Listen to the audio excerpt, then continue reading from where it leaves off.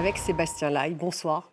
Merci d'être avec nous. Vous êtes le fils de Jimmy Lai, opposant pro-démocratie à Hong Kong, également fondateur du journal Apple Daily. Votre père est en prison à Hong Kong. Il a été reconnu coupable de sédition et de collusion avec l'étranger par un juge la semaine dernière. Tout d'abord, comment va-t-il, votre père? Il a 78 ans. Avez-vous des nouvelles directes ou indirectes? Malheureusement, sa santé détériore très rapidement. C'est beaucoup pire que quand il a entré parce que ça fait 5 ans qu'il est en prison. Il est en prison de maximum sécurité et il est en confinement solitaire. Donc 14 jours de confinement solitaire, c'est confinement solitaire prolongé. Et lui, ça fait 1800 jours. Et ils disent d'ailleurs que c'est lui qui a choisi ce confinement solitaire. C'est vrai, ça? Non, c'est complètement inventé. C'est fou.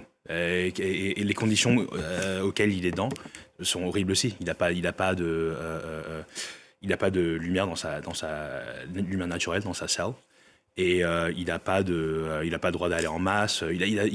C'est vraiment un homme qui se fait, c'est presque la torture. Il se fait attaquer. Et ça fait 5 ans que ça dure. Ça fait 5 ans que ça dure. Ouais. Est-ce que vous avez des nouvelles directes ou pas? Parce que vous vivez en Europe. Oui, donc... exactement. Parce que je fais ce que je fais, je campagne en sa part pour sa liberté. Je ne peux pas rentrer à Hong Kong parce qu'avec la loi de la sécurité nationale, même faire quelque chose comme ça peut dire que je peux me faire arrêter. Vous dites que c'est une parodie de justice, comme l'a affirmé le comité de protection de journalistes. Oui. Qu'est-ce qui se passe? C'est une parodie de justice parce que la charge, c'est de collusion with foreign forces. Collusion, ça nécessite un bénéfice nefarious. Et pour lui, un homme qui a donné sa vie à faire campagne pour la démocratie, son bénéfice, c'est un vote. Cette loi auquel vous faites référence, le juge justement se fonde sur cette loi de la sécurité nationale. Elle a été imposée par Pékin après les manifestations pro-démocratie en 2019. On se souvient de ces manifestations, on les a beaucoup couvertes ici, de la répression violente à l'époque.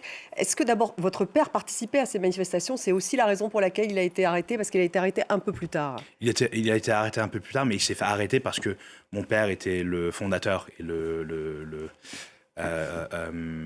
en fait, le majorité owner du plus grand journal de Hong Kong. Donc le fameux Apple Daily. Le fameux Apple Daily, mais plus important, c'est que Apple Daily, c'était un journal qui était pro-démocratie. C'était un journal qui n'avait pas peur du gouvernement hongkongais ou du gouvernement chinois. Donc quand ils ont passé la loi de la sécurité nationale, tout le monde savait que Apple Daily et mon père étaient un des principes. Personne qui allait être arrêté. Mon père avait une opportunité de partir, mais il s'est dit que s'il part, il abandonnerait pas juste ses principes, mais il abandonnerait ses collègues, ses journalistes et des autres personnes qui a fait campagne pour la démocratie. Donc il a décidé de rester et quelques mois plus tard, après ces manifestations, ils l'ont arrêté à ce moment-là. Ouais. Est-ce que cette loi a tout changé à Hong Kong en termes de liberté? Oui, donc Hong Kong dit toujours aujourd'hui qu'ils ont la liberté de l'expression, la rule of law, liberté de la presse. Mais il faut juste chercher Apple Daily Raids et vous verrez 500 policiers qui raident le news, qui descendent dans la newsroom de Apple Daily. Donc Apple Daily, il a été fermé et tous les journalistes ont été emprisonnés ou en tout cas ont dû partir? Les journalistes ont dû partir, heureusement parce que, pas heureusement, mais parce que papa a resté. C'est lui qui s'est fait emprisonner et 7 autres journalistes. Donc, en fait, il a vraiment acté comme un lightning rod. Mais oui, malheureusement, les journalistes ont dû partir et ils ont fermé la compagnie. Et maintenant, après 5 ans, le procès continue toujours. Et votre père était aussi chef d'un groupe de protestation, Stand with Hong Kong, c'est ça? Non, ça, c'est pas... Non. C'est pas lui. Fight for Freedom, alors? Non, pas. Non, aucun des deux, c'est Aucun ce des que j'ai lu. Donc, en tout cas, il faisait partie d'un mouvement de protestation également pro-démocratie? Oui, il avait un mouvement qui était très grassroots à Hong Kong pour la démocratie à Hong Kong. Genre, c'est parce que c'était promis quand l'Angleterre a rendu Hong Kong à la Chine. Et ça faisait partie du Agreement One Country Two System qu'on aurait la démocratie à Hong Kong. Donc mon père s'est battu pour ça. Pour conserver en fait la liberté. Le droit à la liberté d'expression. Et il ne souhaitait pas de violence, parce qu'il y a eu de la violence en 2014. Oui, exactement. Beaucoup de répression aussi. Ouais. Et oui, lui, il était toujours contre la violence. C'était toujours la démocratie à Hong Kong, mais en paix. Donc c'était vraiment une force morale. Donc cette loi de sécurité, vous dites qu'il n'y a plus de liberté, toute cette liberté d'expression, elle n'existe plus. Le juge l'accuse aussi d'être un agent des États-Unis, votre père. Sur quoi se fonde-t-il pour dire ça? Sur cette même loi? Oui, exactement, sur cette la même loi. Comme si je vous parle maintenant, je peux être un agent de France. Parce que la France soutient la démocratie. En fait, c'est vraiment une loi qui est très wide-ranging. Donc n'importe qui peut être accusé d'être un agent de l'étranger. Exactement. Genre, c'est fou.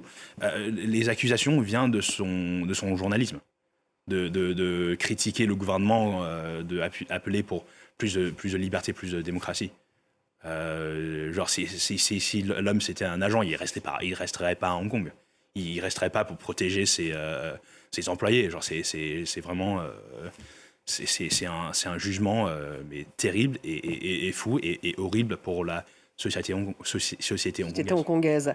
Le Royaume-Uni a condamné immédiatement ces poursuites judiciaires motivées par des raisons politiques, je cite, et a appelé à sa libération. Trump a déclaré avoir évoqué l'affaire à la Chine. Elles sont suffisantes, ces réactions de la communauté internationale, Amérique et Royaume-Uni? En fait,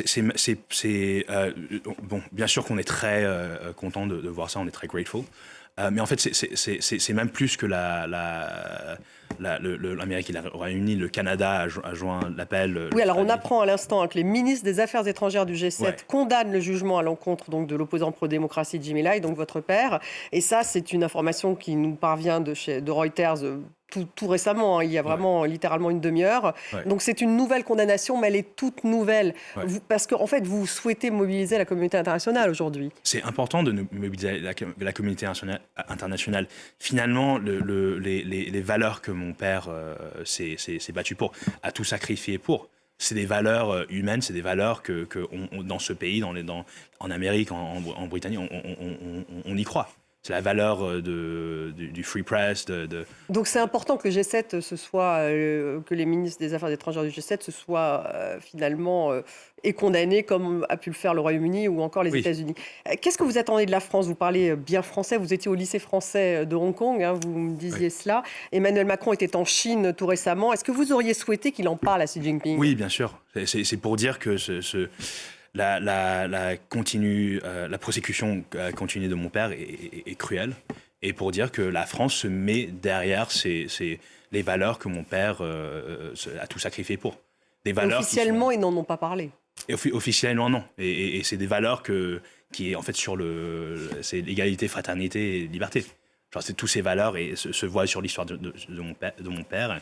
Et j'espère que ça serait dommage si la France ne met pas ses valeurs en action et se met... Vous appelez la France à condamner clairement la condamnation de votre père. Je suis très content de voir le G7 la France faire ça en G7, mais aussi j'aimerais bien voir la France faire ça en tant que pays. Vous aimeriez qu'Emmanuel Macron appelle à la libération de votre père? Exactement, ouais. Emmanuel Macron, donc, qui prend la tête du G7 l'année prochaine et qui a donc fait une tribune aujourd'hui dans le Financial Times. Il évoque la nécessité de rééquilibrer les relations commerciales entre la France et la Chine. Il veut faire du rééquilibrage d'ailleurs de ces relations commerciales le cœur du G7 l'année prochaine, mais il n'évoque pas les droits de l'homme. Votre réaction? Je pense que c'est une relation commerciale et une relation où on dit que la France croit aux droits de l'homme. La France se bat pour les droits de l'homme. C'est pas quelque chose qui est comment dire. C'est pas une relation. Ce n'est pas négociable. Oui, ça que vous voulez dire. Donc elle devrait en fait prendre parti, la France. Elle devrait prendre position. Oui, elle devrait prendre position parce que c'est aussi une relation commerciale. C'est aussi très important d'avoir une relation commerciale avec les droits d'homme qui sont respectés. Je pense que tout le monde est d'accord avec ça. Est-ce que le réel politique aujourd'hui ne prend pas le dessus? Je pense que s'il ne prend pas le dessus, c'est un misjudgment. C'est pas c'est fou de se dire qu'on va avoir une bonne relation avec un pays qui respecte pas le droit d'homme de tous nos citoyens. Genre ça, c'est pas quelque chose qui est acceptable, et ça, c'est pas quelque chose que je pense que le président, je pense que c'est pas ce qu'il dit. Une pression internationale plus forte pourrait pousser, à votre avis, la Chine à libérer votre père? Oui. Vous croyez? Oui. Parce qu'on dit que c'est toujours un centre financier. Donc on dit qu'il a toujours tous ses droits d'homme. Mais c'est impossible de dire ça s'ils ils ont toujours Jimmy Lai, ils ont toujours mon père en prison et dans des conditions si cruelles.